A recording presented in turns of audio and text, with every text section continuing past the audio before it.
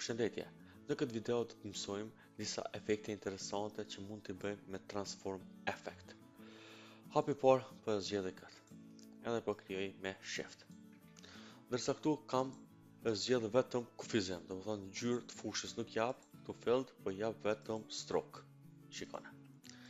Edhe hapi tjetër, klikoj te Effect, këtu, pastaj klikoj Transform.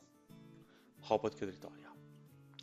Hapi tjetër, këtu e bëj 90%, 90%. Shikoj, kur e klikoj preview, po e vreni këtu e kum zvoglu formën 10%, do të thonë. 100% është sa është forma origjinale, ndërsa unë tani me këtë efektin e transformova e bëna 90%. Ndërsa këtu e kemi rotate, do të thonë me sjell apo me rrotullu formën. Edhe këtu e klikoj 5 shkallë. Okej, edhe këtu e kam opcionin me zgjedh sa kopje mi bëhet kësajna. Nëse për shembull klikoj 25, enter, shikoni si bëhen këto. Apo muj me rrot mausit, shikoni. Tash, çdo kopje që e bëj, ajo shkon tu u zvoglu për 10% edhe duke u rrotullu 5 shkallë. Shikoni çfarë forme interesante tel. E klikoj OK. Tani këtu muj me menaxhu unë më arrit ngjyrë, do të thonë arrit stroken, këtë rast me bë matrash apo matroll. Përveç kësaj na mund më ndryshuar ngjyrën, nëse shkomi për shkak të gradienti.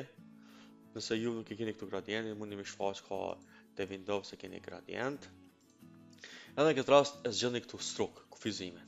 Edhe shikoni këtu e kam gradientin. Nëse ju nuk e keni ngjyrën, këtë ngjyrën e caktuar që kam caktuar unë, ju klikoni këtu, e zgjidhni njërin opsion këtu, edhe njërin ngjyrë tjetër këtu. Shikoni çfarë efekti del i bukur. Okej, kjo vlen edhe për forma tjera. Për shembull, mund të marr një katror, edhe këtë klikoj me Shift. E bëna mirë proporcionale, prap shkoj efektet, transform, edhe prap, për shembull bëj 90, 90, 5 shkallë, preview, edhe këtu shkoj i rriti kopjet sa po dëshirojnë. Më thonë mumi me bo forma interesante, abstrakte dhe interesante. Njëjtë vlen edhe nëse marrë për shembull rreth yllin këtë rast. Shikoni yllin. Edhe njëjtë veprimi. Nëse muj me bëna këtu për shembull 80%. Muj me bë 5 review edhe shikone par efekti interesant.